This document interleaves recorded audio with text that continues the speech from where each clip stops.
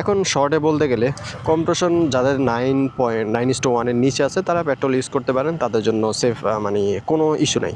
আর যাদের হচ্ছে 9:1 থেকে 10.5:1 এর উপরে তাদের হচ্ছে অকটেন মাস্ট বি ইউজ করবেন। আর যাদের হচ্ছে মাঝামাঝি অবস্থা আছে তারা চাইলে ইউজ করতে পারেন। আর যাদের এফআই বাইকগুলা ফুয়েল ইনজেক্টর বাইক তারা অবশ্যই অকটেনটা ইউজ করবেন, এটা আপনার জন্য সবচেয়ে সেফ অপশন। এখন আপনার বাইকের নাম কমেন্টে লিখুন যদি আপনি বুঝতে না পারেন যে আপনার কম্প্রেশন রেশিও কত বা আপনার জন্য কোনটা সেফ অপশন, সেটা যদি আপনি বুঝতে না পারেন আপনি আপনার বাইকের নামটা কমেন্ট করতে পারেন। আমি আপনাকে রিপ্লাই করে বলে দিব যে আপনার জন্য কোনটা সেফ অপশন বা আপনার কোনটা চুজ করা সবচেয়ে বেটার অপশন। তো পরবর্তী ভিডিওর জন্য অপেক্ষা করতে পারেন। সেই পর্যন্ত ভালো থাকবেন, সেফ রাইড করবেন। আল্লাহ হাফেজ।